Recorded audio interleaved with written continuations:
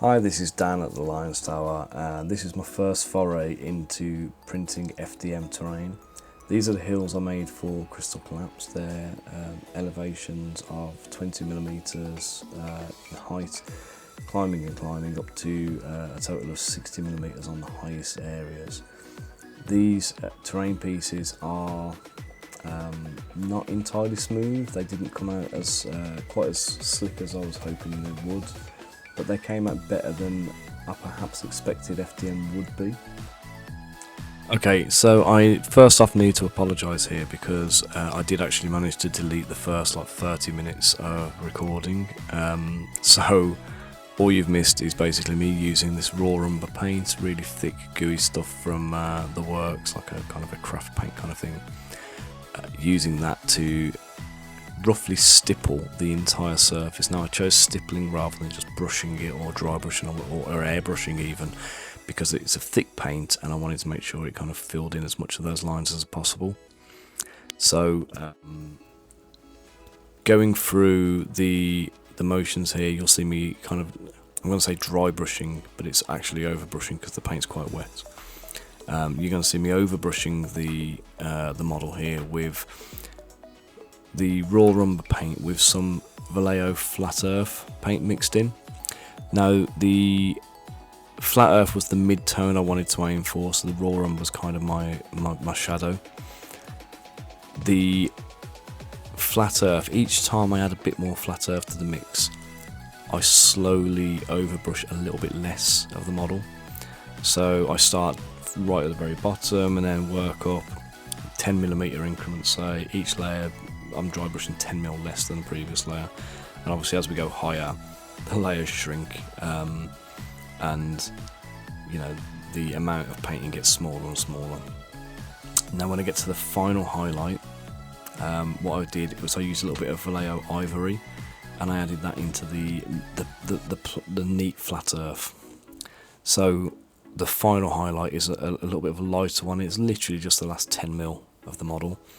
Just trying to pick up those highlights just to give it a nice kind of, you know, nice light tip. There we go. You can see that happening right now. Now I didn't pay any attention to the actual the top surface. I did stipple it earlier on. At the time I was thinking I was going to paint the flat surfaces on the top using I say paint them, I was going to finish them with static grass and I ended up not doing that. So I'm going to paint them with actual kind of a texture later to try and match the battle mat they're going on. But the next step now that the highlighting is done is to mix up a glaze. So what we're going to do is we're going to take some black paint. This is just plain Vallejo black, there's nothing special about it really. And I'm just going to be using water on its own as a medium. So at this point I've switched brushes. I've got rid of the big scabby brush. I'm going to be using a very long bristled brush. I think it's like a size 5 or a 6 or something like that. Really long bristles, so it holds an awful lot of paint. So I'm going to mix this, mix the black with my Raw Umber, and then dilute it right down. So I don't want it to be fully black. I want a little bit of the warmth of the brown coming through. And then we're going to glaze it on. Now when I glaze it onto the rocks, I'm glazing the bottom third of each kind of rocky kind of surface shape bit. I don't know what you want to call them.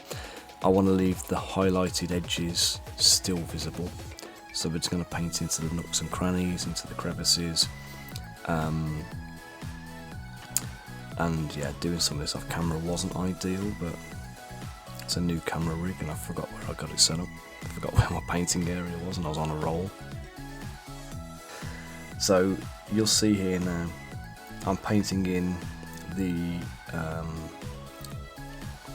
just the crevices, and I'm not worrying about trying to blend in the edges because there's no point trying to get a beautiful smooth transition on something that's inherently not beautifully smooth anyway. The model's got its own imperfections on it and I'm trying to paint around that and not show them up. So adding this glazing layer, and I'm just doing a single layer of this. I could layer it up, but for terrain, by the time I got to the end of this, I just couldn't be bothered to keep going. I just wanted it done. So take the take as many layers as you need to kind of get the effect you want. For me, the plan was to put one layer on, block it in roughly, and then I'm going to use like a stippling, like a pointillist stippling effect to blend out the edges. So once we've got the main block kind of coloured, you'll see me in a minute start adding a few little dots and dabs around the outside, and what that does is it just breaks up the line, the dark line I've added.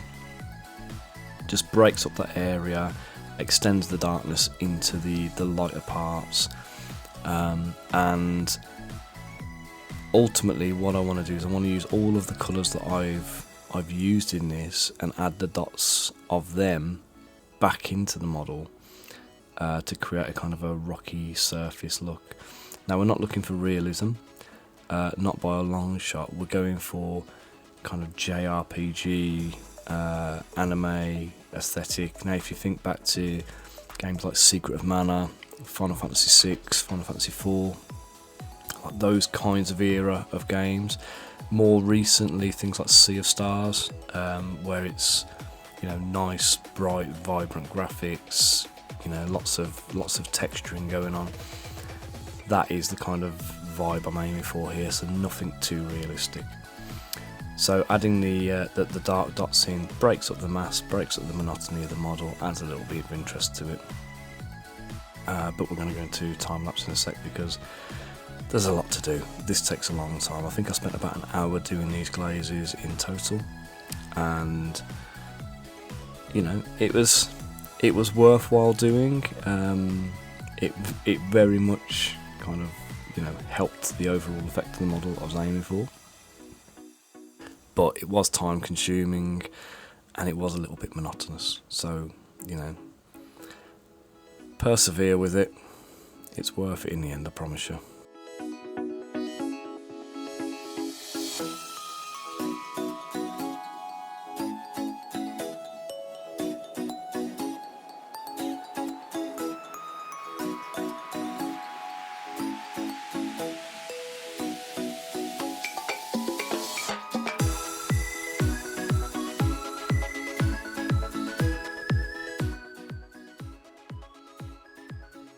Okay, so now we're at the point where the glazing's all done, and I've come back over to do stippling across the whole model. Hopefully you'll see what I'm talking about now, where I'm saying the little dots start to break up the model. Unfortunately, the camera keeps trying to autofocus as my hand's moving, so as I'm doing the dots, the camera's like, let's focus on that bit, no that bit, no that bit, no that bit. Not ideal, but it is what it is. The dots kind of go across the whole model, so my original thinking was I'll do the dark bits everywhere, and then as I get lighter dots I'll stick to the higher levels and just do the higher bits. And I think by the time I finished I'd ended up putting all of the dots everywhere, and it still looks nice. I'm happy with the effect.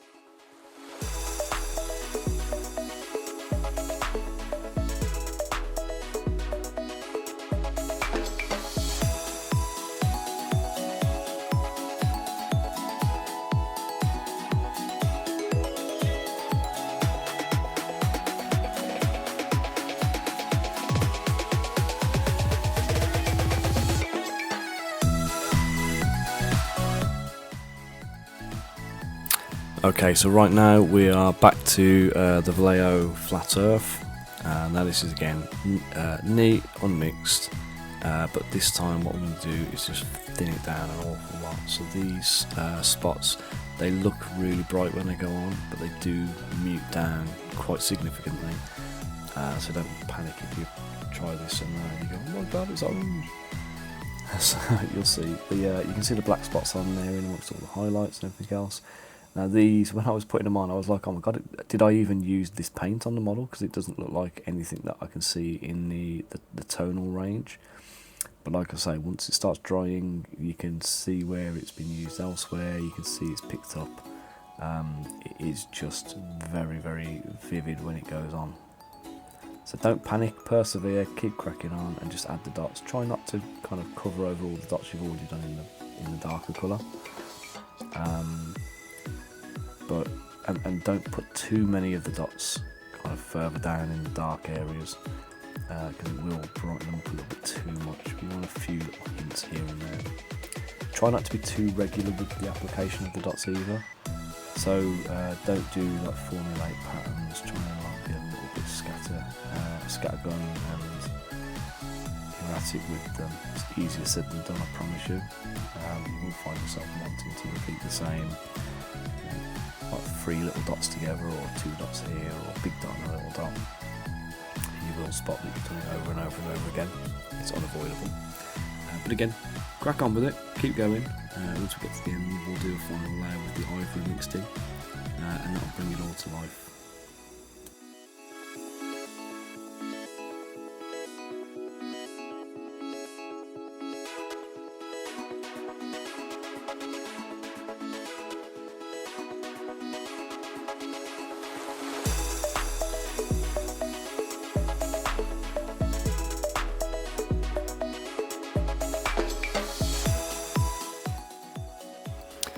Okay, so here we are using a little bit of ivory from Vallejo added to the flat earth from Vallejo.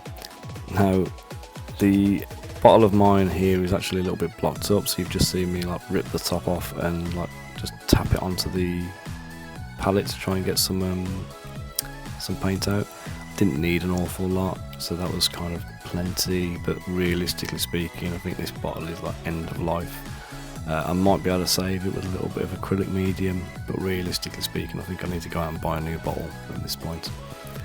So yeah, get the paint mixed to the same kind of tone that I used for the highlight earlier, and let the stippling begin.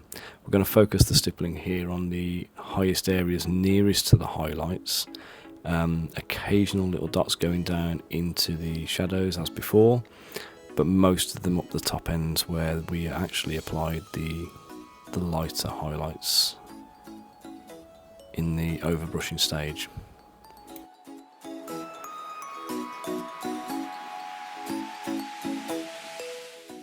You can see these new dots now. This is the last wave of dots. They are going on lighter. They do dry a little bit lighter, but you know, they dry kind of as I was expecting them to. I didn't go too far into the ivory spectrum here. This was like probably, I don't know, let's say maybe an 80-20 mix of flat earth to ivory. So I really didn't want to take it too light and bright.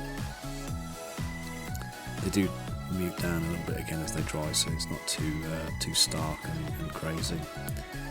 But yeah, again, be sparing with it. Try and keep it mostly to the lighter areas. Occasional little dots down into the darker bits just to break up the monotony of the pattern. And crack on and persevere. Let's go.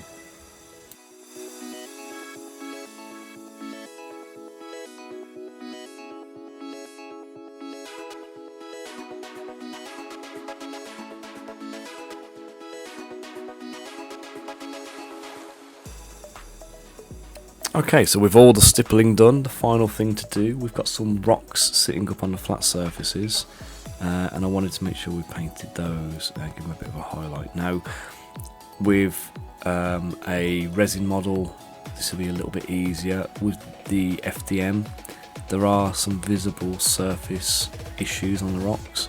Now, when I printed this, I did have ironing turned on. The surface actually is not as bad as I've seen on some FDM models. It was pretty passable, especially if you're going to be doing some kind of texturing on top, like, you know, adding grass and things like that. But even the rocks were quite smooth. But if I'd have tried to just dry brush them and kind of paint them up like I normally would, we'd have had issues. So I went back in and I started stippling in the highlights again with these. So I had to take it back a little step, I think, in the end. So we did have to do a couple of reverse transitions, because at this point I'm using the lightest colour I wanted to use,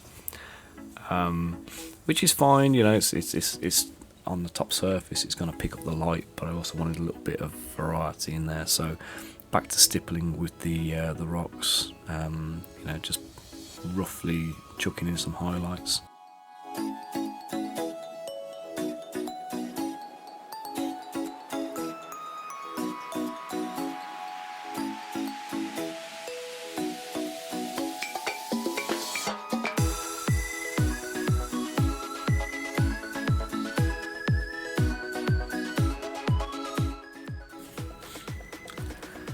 Okay, so for the grass, the game map for Crystal Collapse is very, very bright and vibrant. When I made my own kind of 3D XPS foam board, I ended up using livery green, which is the one you can see on screen right now, as the final grass colour, and it actually matches quite well. So I've come back to livery green, but I've also picked up, I think it's called intermediate green from Vallejo, the Panzer range. Now, it's a nice kind of pastel-y colour, but when I put it out on the palette, it wasn't quite what I was after. I needed it to be a bit darker than that as the base tone. So I go back to my black, added a touch of black into the paint. I'm just going to darken it down just a little bit. Once it's darkened down, I want to stipple it and kind of roughly apply it to the top surface. I don't want every single bit of the top surfaces, which you can see are currently like brown. I didn't want every bit of that to be solid green. I want it a little bit more broken up, so I still want little patches of brown coming through. So I am going to be using a kind of like a dabby, stipply kind of paint effect, especially when we come to where the rocks are. And obviously also the grid lines that are on the top of the terrain. The grid for Crystal Collapse is very important. It's a critical part of the game. I wanted to make sure the grids were not obscured at all, so I haven't gone into the grid lines with any of the green. I've kept the green away from them. So we're going to give it a solid coat of this, patching it in, dabbing it and leaving some of the brown showing through. This is quite diluted as well. There's still a little bit of dilution going on. So it's still going to have a little bit of tonal variation based on how much pigment is put on at any time, and obviously if we go over it more than once. Right, so let's time lapse this and we'll jump to the end.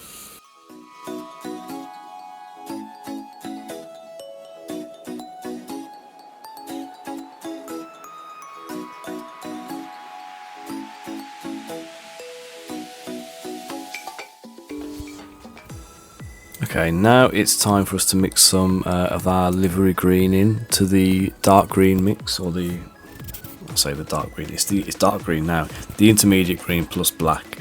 I take some livery green and I want to mix a good amount of that in there. I still want the hue of the dark green to kind of have an impact on this, so I don't want to put the livery green directly on the top. So we want to get this into a nice kind of bright, vibrant, like leafy green kind of colour. Water this down again. We're going to layer up some grass strokes. So I'm going to use the tip of the brush and then paint very small controlled strokes. Now the important thing here, I did try as often as possible not to overlap my strokes. So wherever I put a stroke of paint, I want to leave a dark patch before I do the next one. So it's very small, very tight, very controlled, and trying to keep them all kind of roughly the same length. As we get towards the edges, I change the direction of the strokes, so the strokes are always painting towards the outside of the square. That kind of helps to create some a kind of a lack of direction to the whole thing, so it looks a little bit more natural. And yeah, it's going to take a while. I did have a feeling of regret and remorse when I started doing this and I realised how much I had to do. But stick with me till the very end and I promise you the end result is worthwhile.